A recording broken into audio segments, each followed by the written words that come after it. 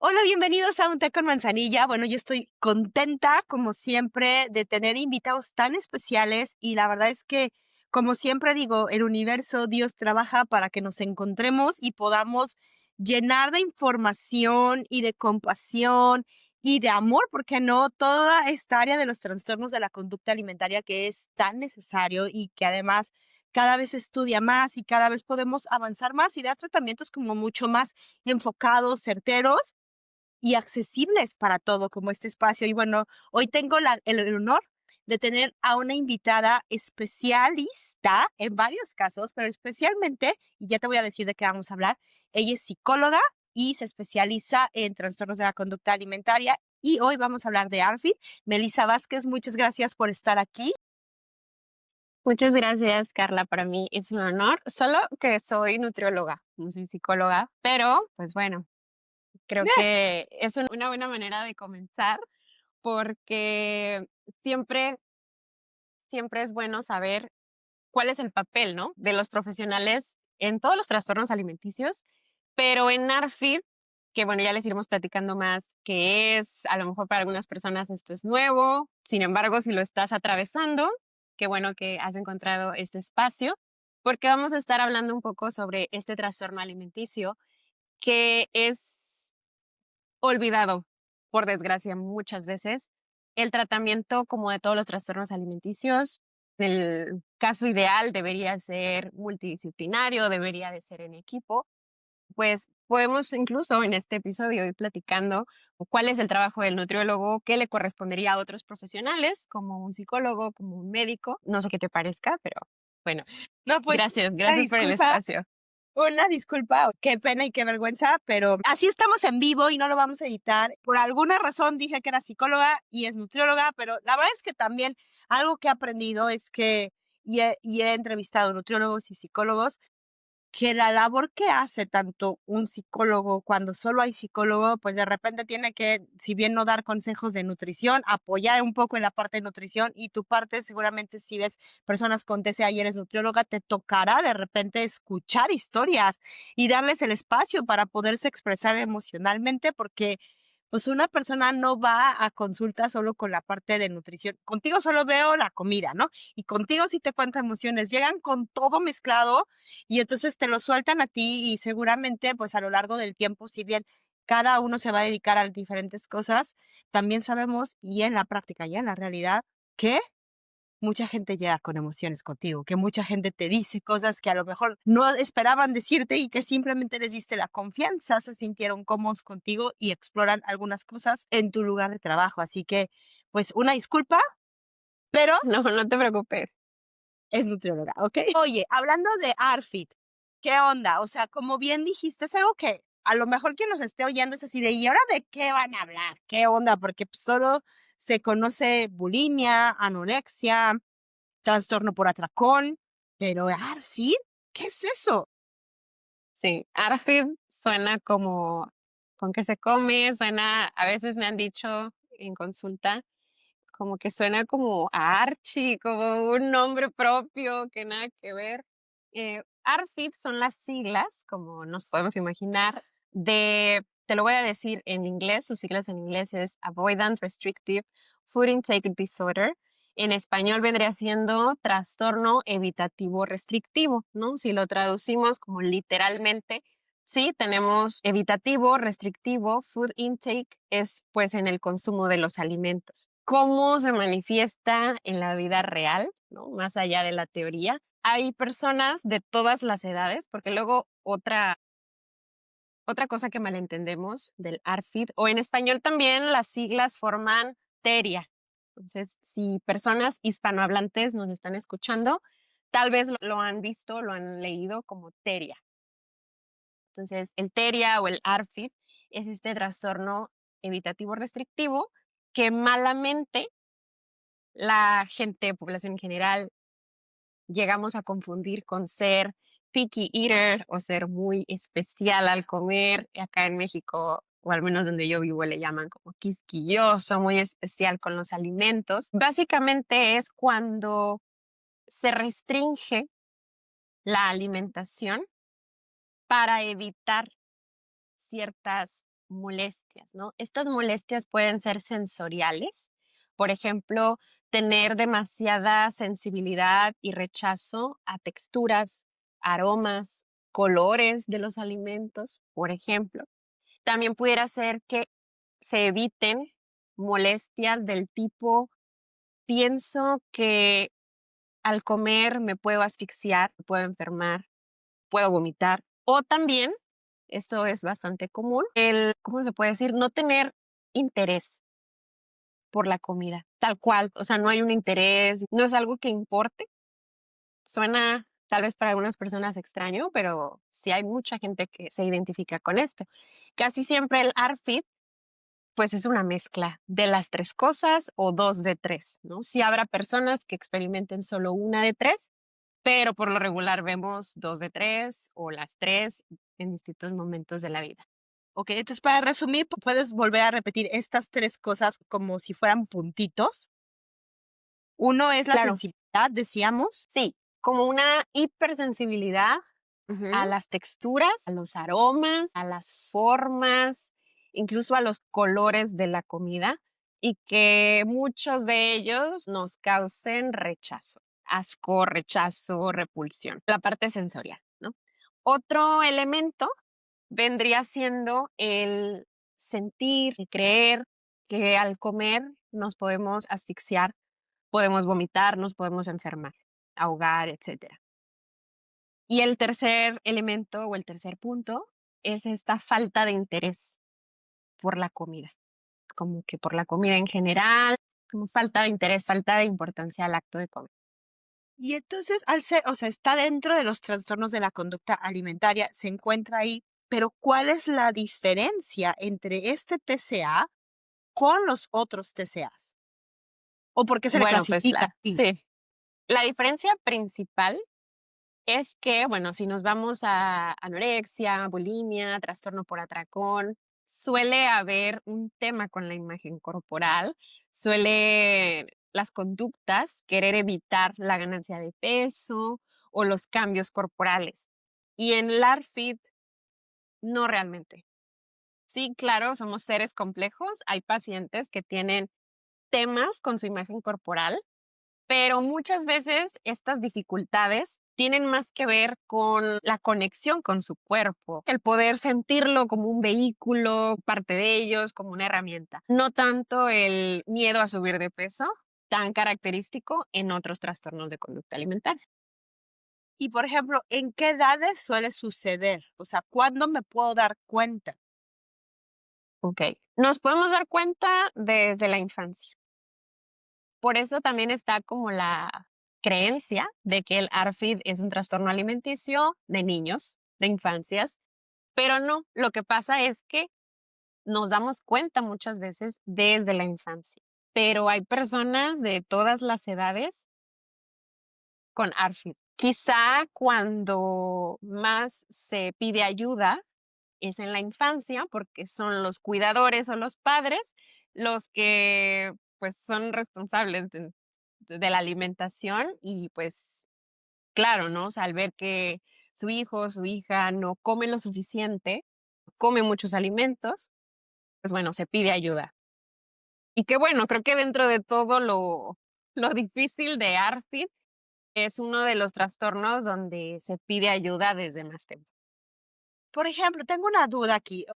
Y tenemos, entiendo que si hay un niño que empieza con estas conductas que de repente no quiere comer o que empieza a tener un miedo intenso o que prefiere solo ciertos alimentos en lugar de otros, entiendo que se puede buscar ayuda, pero esto se puede desarrollar tardíamente, es decir, yo comía súper bien en la infancia y luego en la adultez desarrollarse. Sí, sí, en la adolescencia o en la adultez.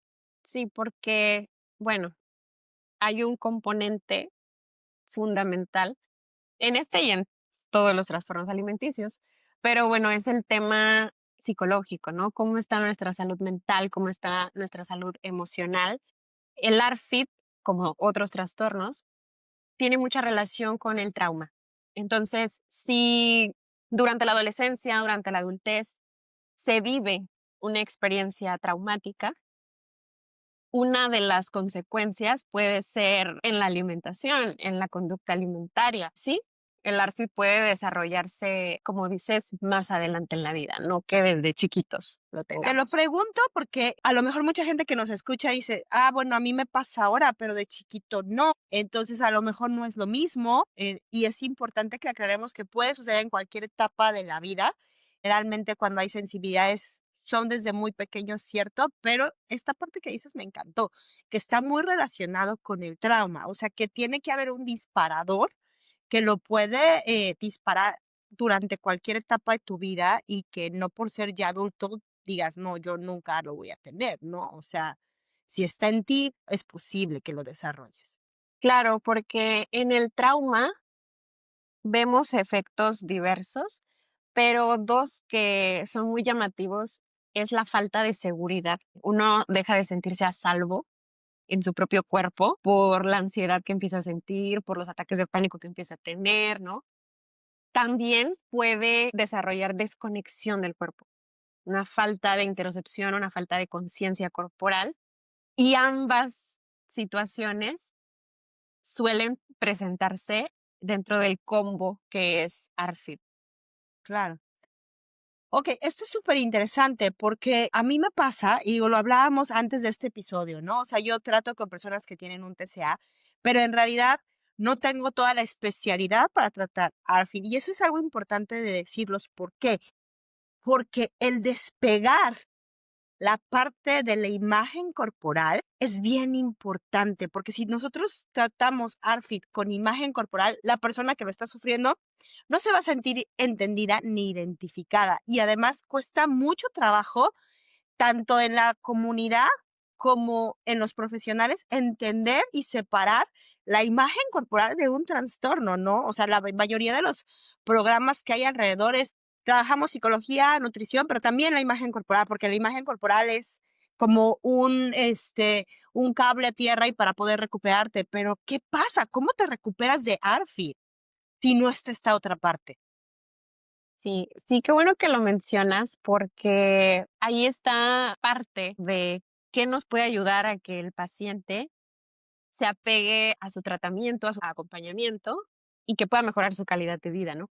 Algo que a mí me gusta mencionar a las personas con ARFID o a sus familias es que los objetivos de recuperación o de tratamiento son muy autónomos. O sea, ellos pueden, digo, en todos, ¿no? Pero en este caso, ellos pueden elegir cómo quieres mejorar tu calidad de vida.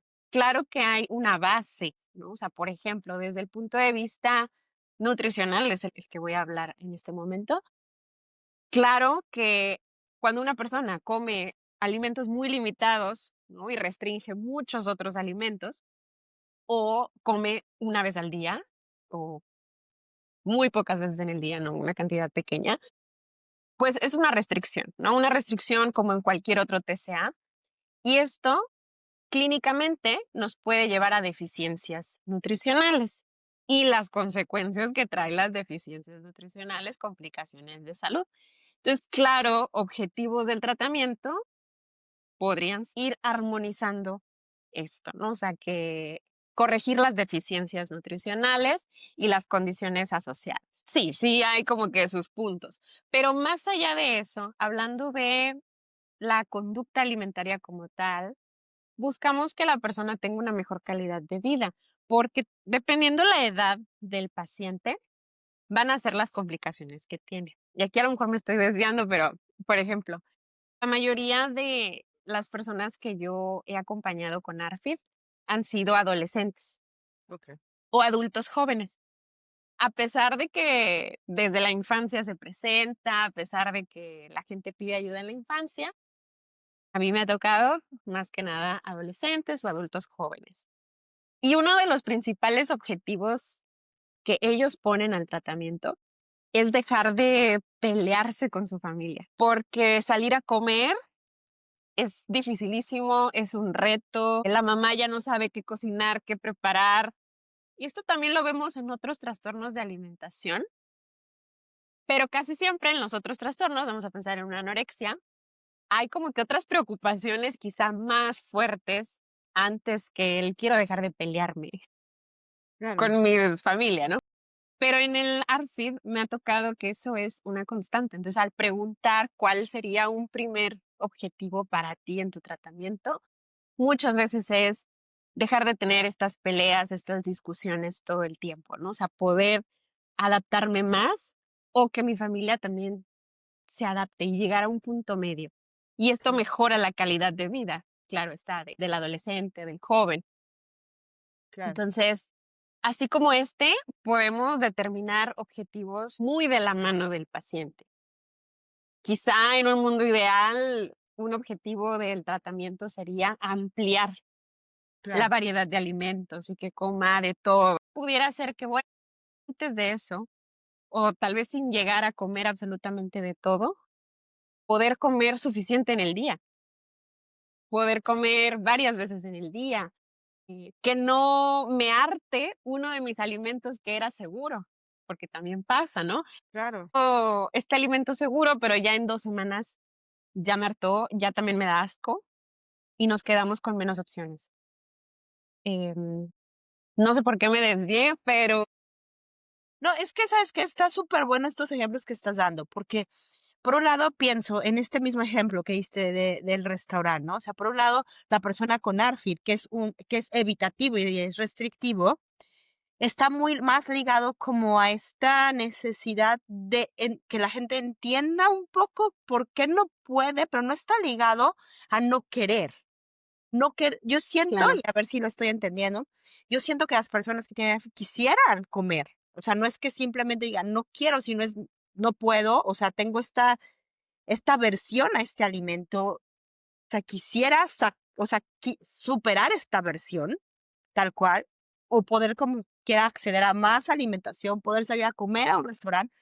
Una persona con anorexia, con bulimia, si estamos hablando en las primeras partes, evitaría esta comunidad, ujú, ¿no? O sea, no quiero ir a comer o quiero ocultarme de comer o ya no quiero que me vean comer un poco o también cómo ocultar que estoy haciendo conductas. Como que desde ahí es algo distinto y algo que te quiero preguntar, porque hablabas de las cosas que pasan, ¿no? Y en toda restricción, biológicamente, pues suceden cosas, ¿no? Hay consecuencias. Y hemos hablado que, por ejemplo, en la anorexia, en la bulimia, en todas las partes restrictivas, está toda esta parte del sistema de hambruna, de cómo nos comportamos, de cómo el cerebro se une a esta restricción.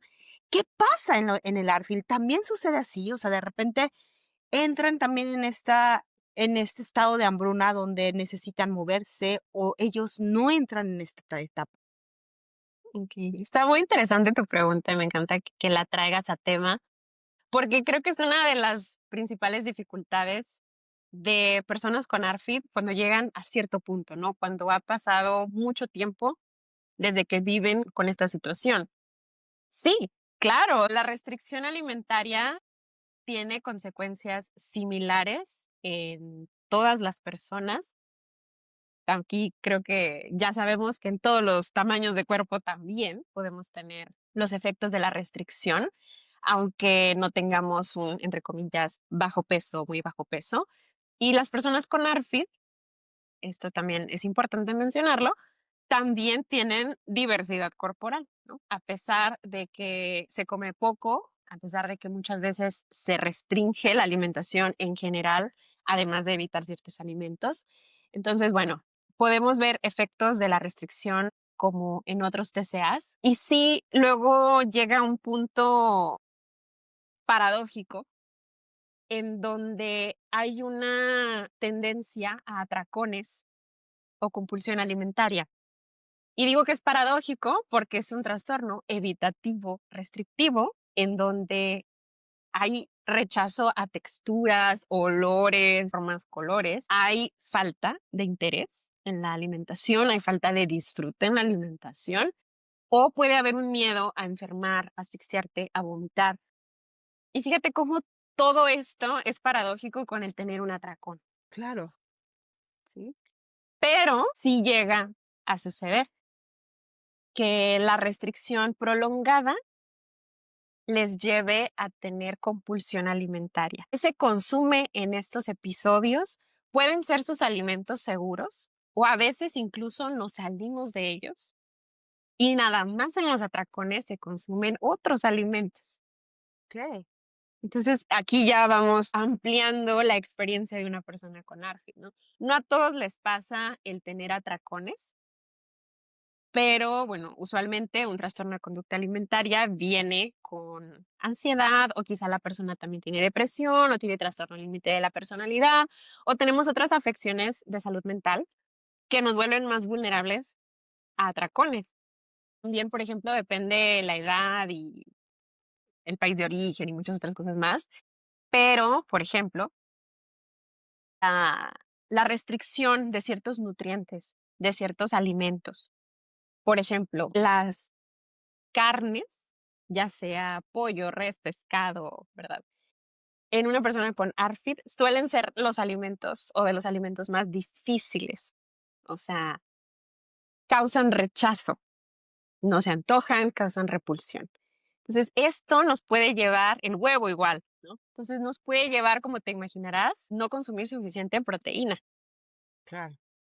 Entonces, por ejemplo, no consumir suficiente proteína nos vuelve más vulnerables a, te voy a poner, una resistencia a la insulina.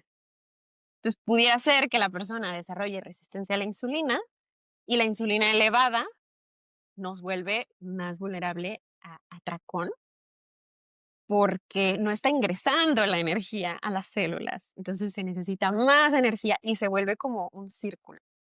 Wow, y es que, híjole, comentas muchísimas cosas súper importantes que además, o sea, nos hacen conciencia a todos los que estamos escuchando en el sentido de sí, la restricción es lo mismo en todos los cuerpos, o sea, no importa de dónde venga, hay consecuencias y hay consecuencias graves y por eso hay que tratarlas y hay que tratarlas con profesionales adecuados. O sea, por ejemplo, pienso en estas personas que han desarrollado ARFID.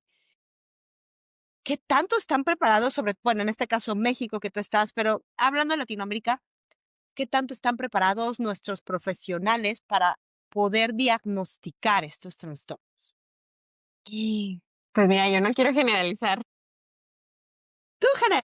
pero yo diría que estamos como continente muy poco preparados a identificar, para diagnosticar y no se diga para acompañar y para tratar.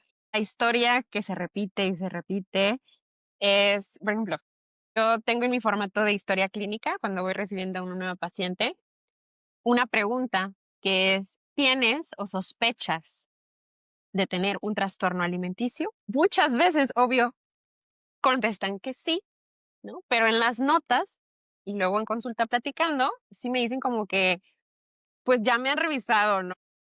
Psiquiatra, psicólogo, médico, y me dicen que no. Claro, porque el ARFID nadie lo conoce, no Claro. saben que también es un trastorno alimenticio, no saben que no tiene mucho que ver con miedo a engordar y estas otras preocupaciones.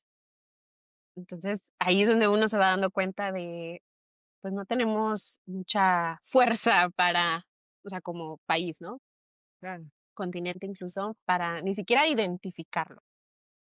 Claro, y es importante decirlo porque, digo, antes yo me acuerdo, a mí no me lo daban, pero a mi mamá y hasta se ponían los comerciales, ¿no? Si tu hijo no come bien, dale todos estos suplementos que coma bien, ¿no? Pero a lo mejor ese hijo que no come bien resultó que tenía tal vez un trastorno de la conducta alimentaria, que no era nada más que no quisiera comer, o sea, por no querer comer, sino porque pues había algo que emocionalmente y psíquicamente no le permitía hacerlo y llegan a una adultez donde simplemente se adaptan y terminan comiendo 5 o 6 alimentos toda su vida sin obtener los nutrientes y bueno, con todas las complicaciones que eso implica a nivel psicológico y a nivel físico, y resulta que podían haber obtenido un tratamiento mucho más certero a lo que estaba pasando, ¿no? ¿Cómo poder saber y cómo identificar? O sea, estos, que lo voy a poner entre comillas quien esté oyendo, y una, o sea, ¿cómo yo como mamá, como papá puedo decir, híjole, creo que mi hijo tiene un trastorno o creo que solo es una etapa? Ok. ¿Te acuerdas que hablábamos antes de grabar de este como cuestionario que podemos poner para la persona que lo quiera, que lo te lo pueda descargar. Bueno, si lo tengo, te lo comparto en un rato. Sí, sí, lo Pero ponemos. bueno, contestando la pregunta, y si no, ahí va a estar en el cuestionario. Sí, sí. Bueno, solo para que quienes nos escuchan sepan que lo pueden tener. Una manera clave de saber que hay algo extraño, ¿no? Que pudiera ser un foco amarillo o pudiera ser un foco rojo, pero no es un foco verde, entonces sí debería alertarnos. Es si nuestro hijo, nuestro niño, nuestro adolescente tiene una lista de alimentos que no come mucho más grande que los que sí come, porque todos podemos tener preferencias. Puede haber alimentos que no nos gusten y podemos incluso tener una lista de alimentos que no nos gustan. Pero si esa lista es más grande, mucho más grande que los alimentos que sí podemos consumir, eso ya es un foco amarillo. Algo puede estar pasando y podríamos sospechar de ARFID. Si notamos, ya sea en nosotros mismos o en niños, adolescentes, que hay asco, que hay náuseas a la hora de comer, también, ¿no? O sea, ya descartando que haya una infección estomacal, descartando que Claro. haya otras afecciones. Si no hay nada más y recurrentemente vemos que hay asco, que hay náusea, podríamos sospechar de un trastorno evitativo restrictivo. La manera, yo creo, más común en la que nos damos cuenta es esto de ser picky eater. Ya, claro, porque nos trabamos un poco. Ya me okey.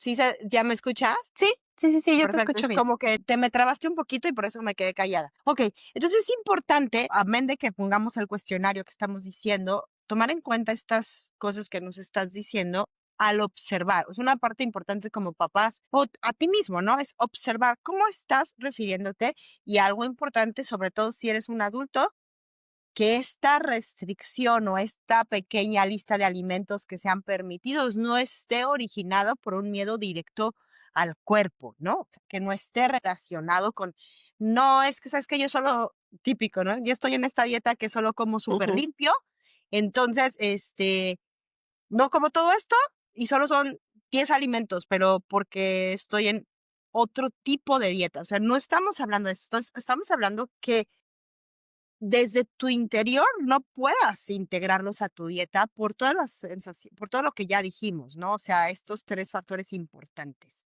Sí, y fíjate qué bueno que mencionas eso, porque creo que un diferenciador, tal vez no tanto para quien lo está viviendo, ¿no? Porque creo yo que quien nos esté escuchando y que lo está viviendo, pues ya se identificó con estos 3 puntos.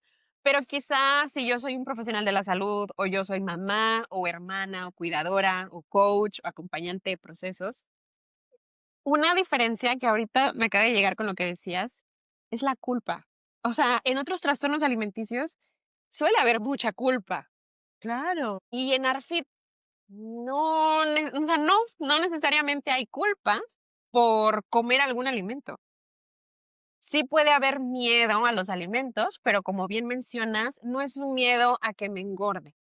Es un miedo a enfermarme, es un miedo a asfixiarme, a ahogarme, a vomitar al consumir este alimento.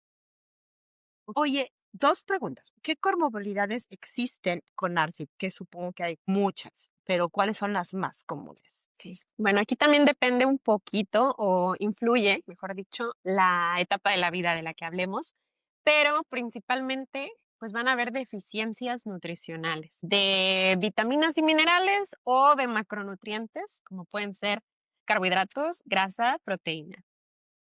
Vámonos con los micronutrientes, ¿no? Si tenemos por ahí dificultades con minerales, con vitaminas, pues podemos imaginarnos anemia, un ejemplo, es bastante común en infancias, adolescencias, adultos jóvenes, como el tema de la anemia. Por ejemplo, si hablamos de deficiencias de macronutrientes, puede haber, ¿cómo te lo puedo explicar? Como problemas o desbalances hormonales por la baja ingesta de grasa Pueden haber desequilibrios metabólicos, pueden haber desequilibrios en los niveles de glucosa, muchas veces para abajo, o sea, tener hipoglucemias porque se consume muy poca energía, muy poca comida, o se restringe muchos alimentos que nos pudieran ayudar en ese aspecto. No los estoy mencionando como que por nivel de importancia, solo que me voy como acordando.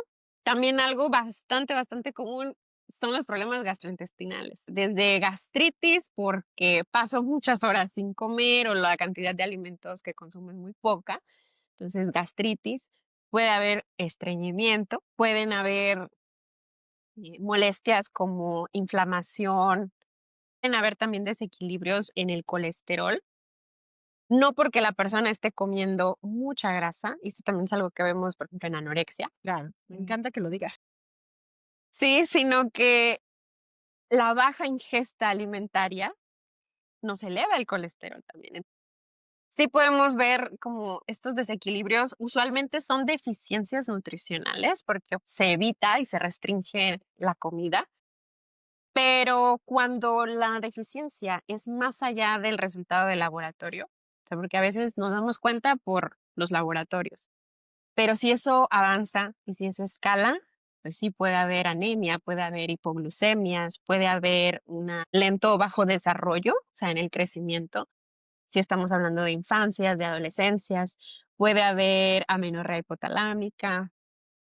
Si estamos ya hablando de gente adulta, infertilidad, osteoporosis. Si se combina el ARFID con episodios de atracones, pudiéramos llegar a tener dislipidemia, resistencia a la insulina, entonces, un Claro. poco así. ¿Qué tanto, por ejemplo, me pone a pensar, perdón que te interrumpa, en esto que estás diciendo? Porque dentro de las neurodivergencias también hay hipersensibilidades. ¿Cómo saber que no ya tiene una neurodivergencia y encuentro que hay esta hipersensibilidad a los alimentos? ¿Se podría también entonces decir que pueden ir ligados o hay diferencias entre estos diagnósticos? No lo sé. Pues ahorita que dices pueden ir ligados, sí, y muchas veces van ligados. Ok. Te mentiría si te digo que es una causalidad, o sea, una neurodivergencia causa ARFID o que ARFID causa una neurodivergencia. No es así, pero sí es bastante común que personas neurodivergentes o tengan ARFID o sean más propensas a tener ARFID. Sí, totalmente. Y muchas veces, pues viene en conjunto, la verdad. O sea, ya explorando, conociendo al paciente, su historia clínica, cómo vive el resto de su vida más allá de la comida. Sí, suele haber neurodivergencia en las personas que tienen ARFID. No todas las personas con neurodivergencia van a tener ARFID, pero sí muchísimas personas con ARFID son neurodivergentes. No pienso que sea una causalidad, pero sí están relacionados. Y te lo pregunto ahorita que estás diciendo todas las consecuencias eh, de nutrición.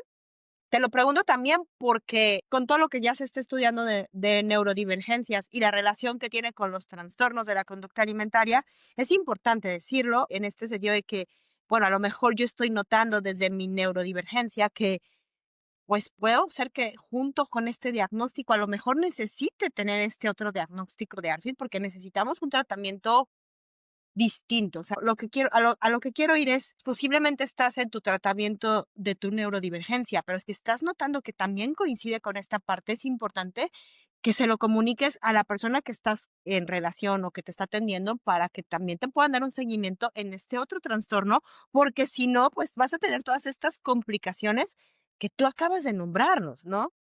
Ujú. Sí, y fíjate que ya ves que hablábamos que los objetivos del tratamiento o del acompañamiento de ARFID son muy individuales, ¿no? O sea, la persona, bueno, al menos así me gusta manejarlo, puede elegir hasta dónde quiere llegar, ¿no? O sea, si quiere ampliar muchísimo su variedad de alimentos o quiere facilitarse la vida simplemente, quiere poder despreocuparse un poco de todo el problema que le causa comer, quisiera disfrutar más su comida porque a lo mejor hay cero disfrute, cero interés, quiere dejar de sentir que se va a ahogar. O sea, es que son muchas ramas y todo se resume a mejorar su calidad de vida.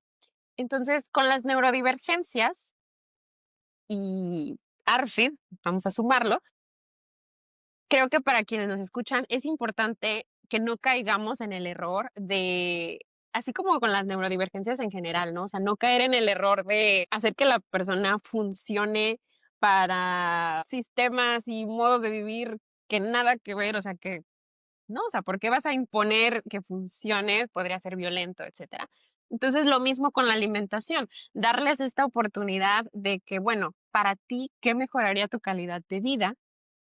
Sí, claro, clínicamente hay que ocuparnos de las deficiencias, de lo que esté pasando clínicamente, pero más allá de eso, ¿qué mejora para ti tu calidad de vida? Y tú elige, ¿no? Hasta dónde quieres llegar, porque tal vez, vamos a hablar de adolescentes, la mamá quiere que coma de todo.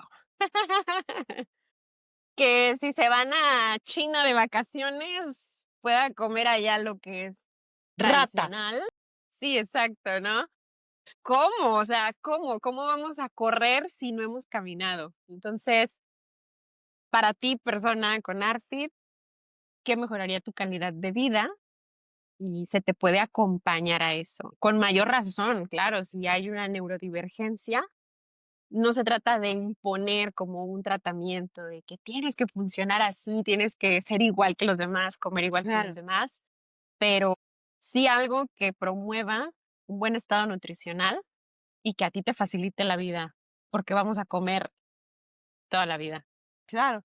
A ver, aquí me estás así como una revolución está sucediendo en mi cabeza, porque claro, o sea, con un ARFID, al no estar este componente de los otros trastornos de la conducta alimentaria, pues sí puede haber una autonomía, aunque un acompañamiento en decidir estos objetivos. Porque yo pienso, si yo le pregunto a una persona que tiene bulimia o anorexia, incluso trastorno por atracón, pues como no están tan conectados con sus señales de hambre, de saciedad y está constantemente el factor cuerpo, el factor social, el factor de la imagen corporal, el factor del valor ahí metido, muchos me dirían, no, pues quiero comer menos, algunos, ¿no? O quiero ser más saludable. Entonces, eso no sería una señal para mí realmente como tratamiento que quisiéramos alcanzar.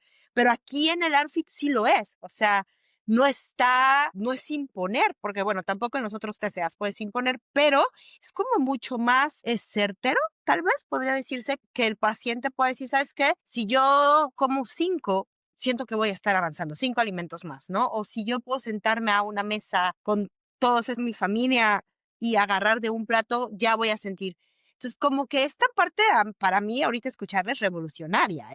Sí, sí, sí, sí, de hecho, sí son distintas, pero bueno, también creo que aquí me ha faltado comentar que como en todos los trastornos alimenticios, el TCA viene en combo con otras afecciones de la salud mental. Entonces, sí también puede ser, también dependiendo en qué etapa de su proceso esté el paciente, pero sí puede ser que el paciente con ARFID, a ti que te gustaría y que te diga, quiero comer por sonda, o sea, ¿sabes? Claro. O sea, de plano quiero que me pongan una sonda y yo olvidarme de comer.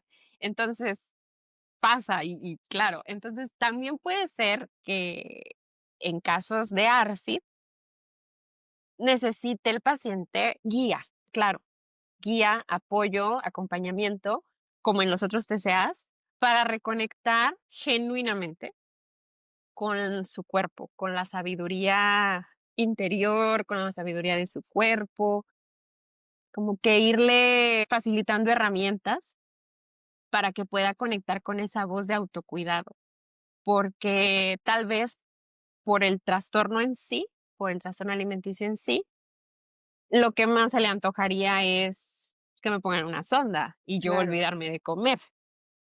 claro, Entonces, cuando uno acompaña, bueno, no escucha, acompaña, es como, ok, eso se siente respetuoso para ti y muchas veces te van a decir que sí, porque para ellos es un sufrimiento tratar de comer. Entonces, ¿qué hacemos cuando como profesionales de la salud o como familia, cuidadores, nos damos cuenta de eso?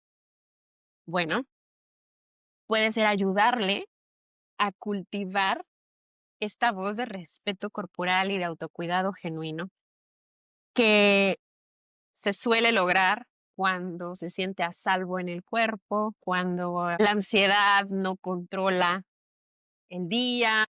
Entonces, por eso la importancia del trabajo en equipo con el profesional de psicología, de psiquiatría, con algún coach, con alguien, incluso la familia, la red de apoyo, porque pudiera ser que esa desconexión con el cuerpo y como esa resistencia a conectar con él y a verlo como un vehículo, y es que a lo mejor sí vas a atravesar ansiedad en tu proceso de recuperación, pues hay que atravesarla para poder mejorar tu calidad de vida al fin y al cabo, ¿no? Entonces, Claro, la resistencia es distinta, a lo mejor en otro trastorno de alimentación, el miedo viene a subir de peso.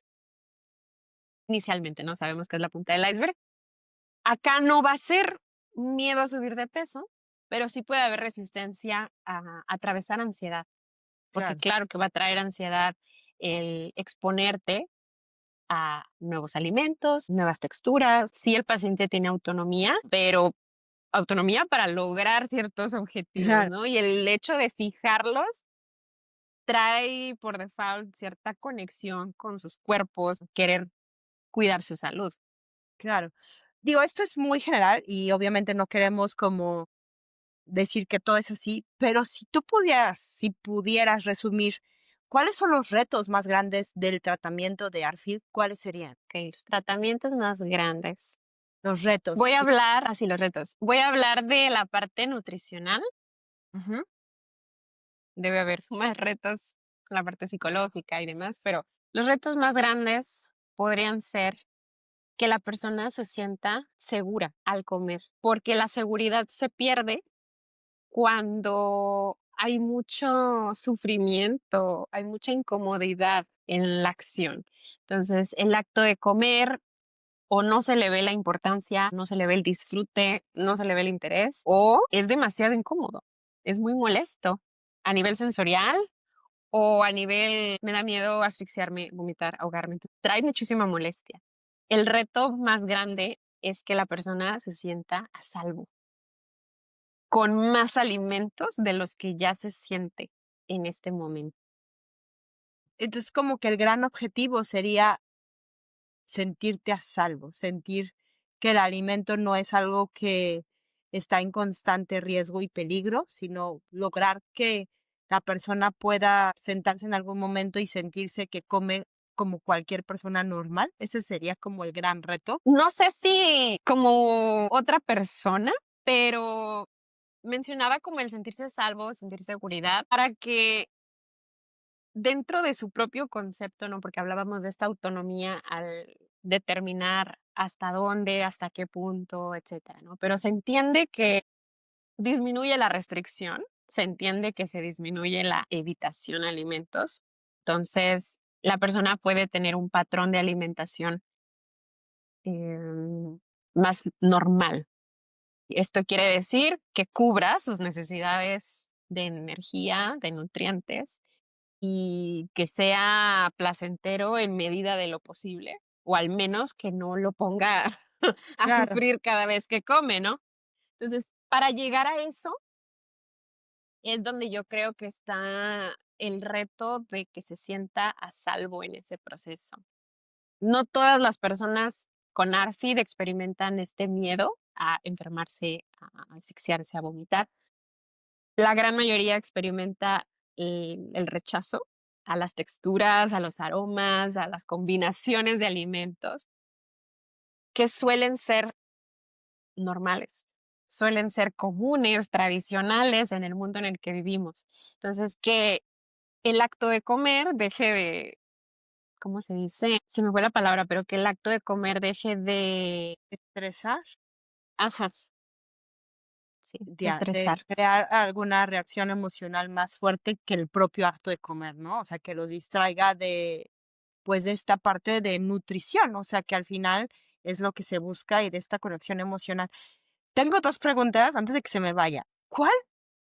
Esta pregunta la traigo desde hace rato. ¿Se puede convertir el ARFID en otro TCA? O sea, ¿puedo pasar de ARFID a anorexia ¿puedo pasar de ARFID a bulimia o a trastorno por atracón? Sí, sí, no diría que es un no rotundo. Es más común que entre estos otros 3, hablando de anorexia, bulimia, trastorno por atracón, quizá es más común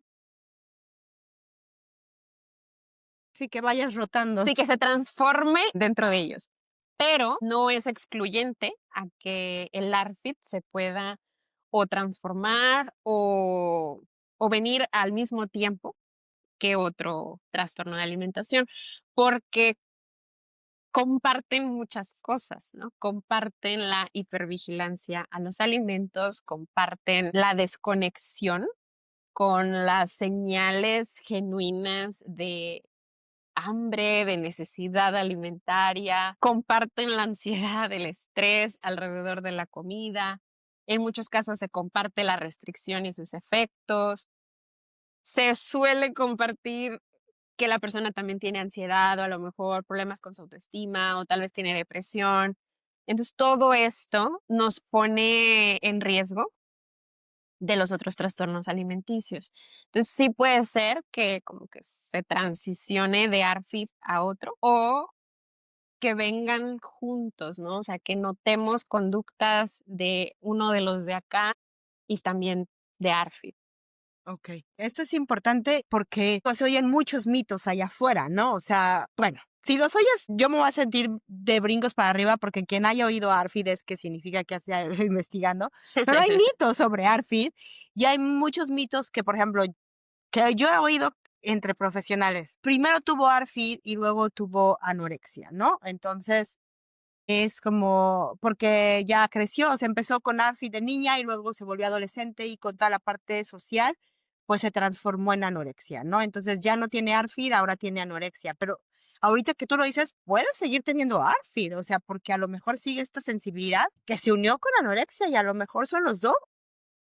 Sí, sí, me recuerdas mucho a cuando hablamos de anorexia y de ortorexia, ¿no? Que es Ajá. esta obsesión por comer saludable. Y, o sea, ¿qué vino primero, el huevo o la gallina? ¿Hasta dónde separamos uno de Sí, otro? Pero sí, fíjate que en este mito que comentas, que no necesariamente es así, ni mucho menos, pero puede tener algo de cierto. Quizá la persona, desde pequeña, tiene ARFID. Y sí es verdad que un trastorno de conducta alimentaria, como es la anorexia, tiene distintos factores de riesgo y uno de ellos son los sociales, ¿no? Entonces, dentro de los factores de riesgo sociales están los ideales de belleza, está el ideal de delgadez, está la violencia estética, etcétera, ¿no? Sí puede ser que si a la persona le empieza a afectar o empieza a ponerse en riesgo de esto, como ya tiene muchos otros factores de otros ámbitos que se desarrollen anorexia nerviosa, sí puede ser. Necesariamente que de chiquito era ARFID y adolescencia evolucionó a anorexia, ¿no? Pues puede ser que ya en la vida adulta, ¿no?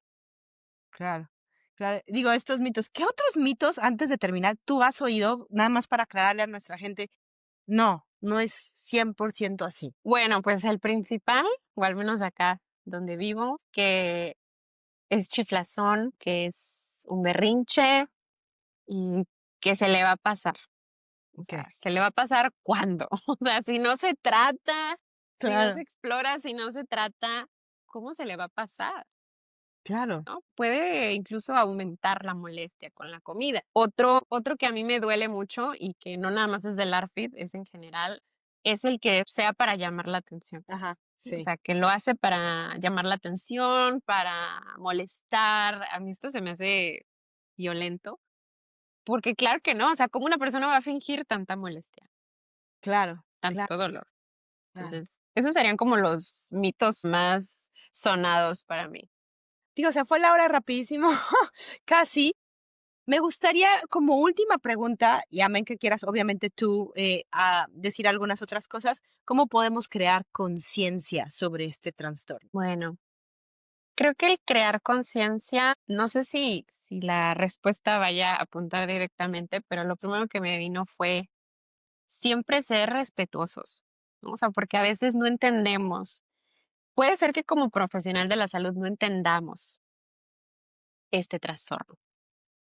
Puede ser, y esto es muy común, madres de familia o a lo mejor las que ahorita son abuelas, ¿no? O sea, esa generación de personas que fueron criadas en otras épocas, que no lo entiendan, ¿no? Y que es como, bueno, a lo mejor aquí ya me estoy proyectando, pero lo he escuchado en consulta, lo he escuchado en mis círculos cercanos, como el, ay, un pellizco y a ver si no come.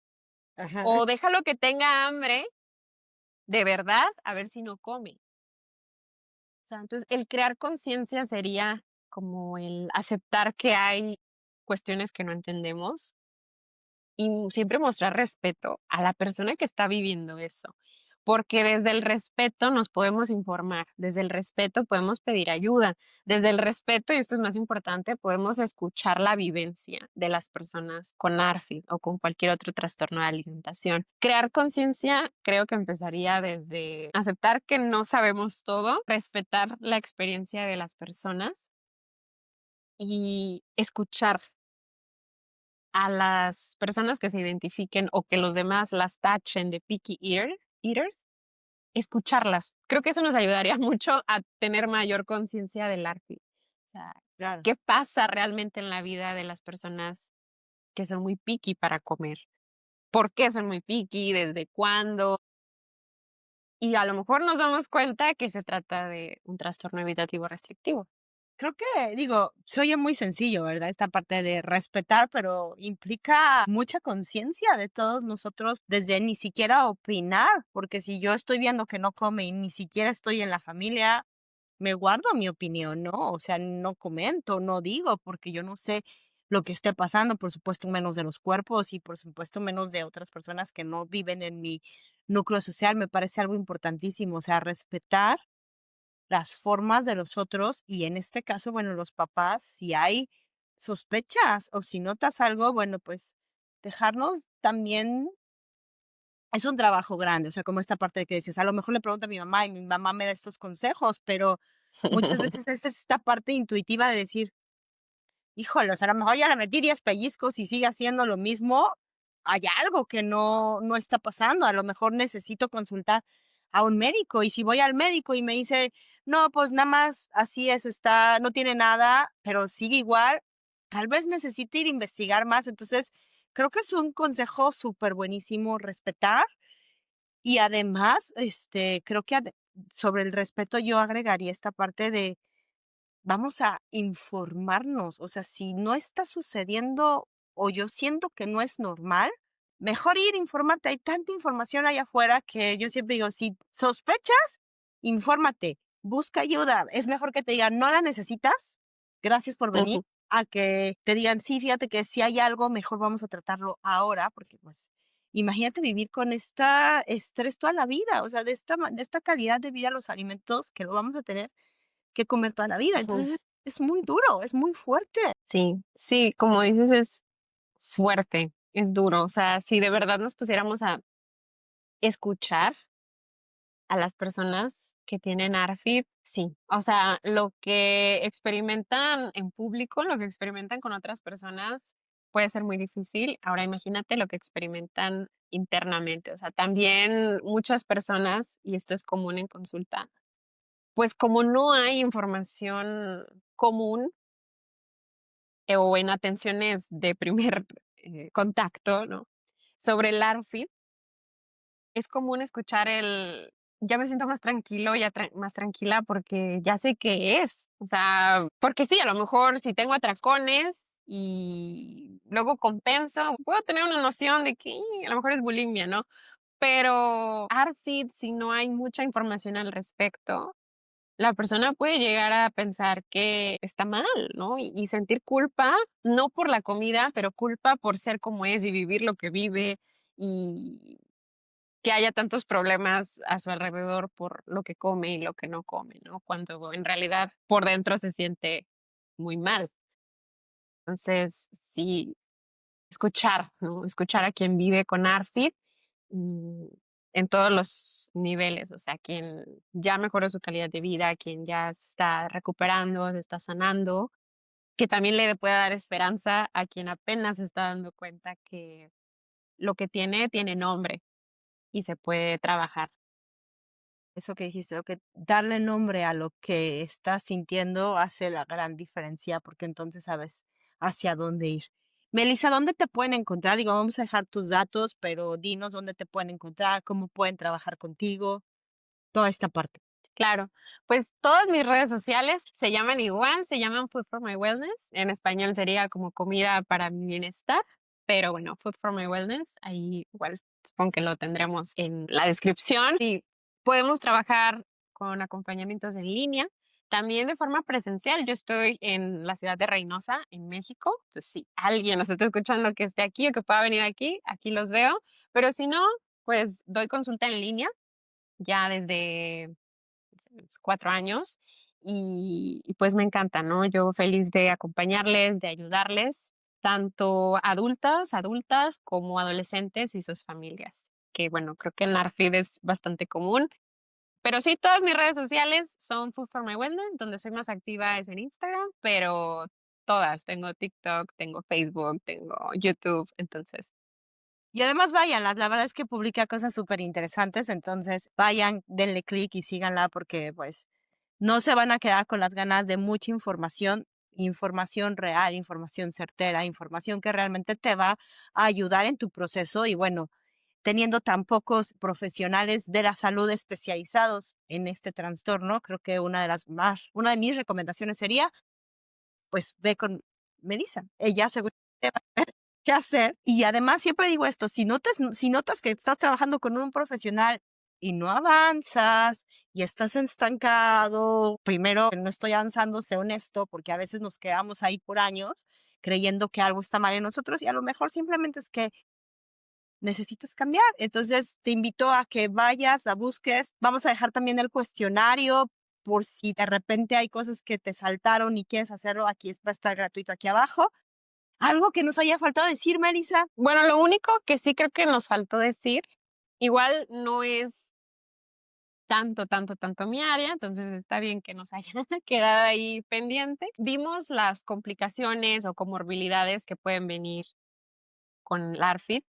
Sin embargo, olvidé mencionar que, por ejemplo, los beneficios de la psicoterapia, que es muy necesaria en un trastorno alimenticio, estos beneficios se pueden aprovechar mucho mejor cuando hay una rehabilitación nutricional, para la psicoterapia en general.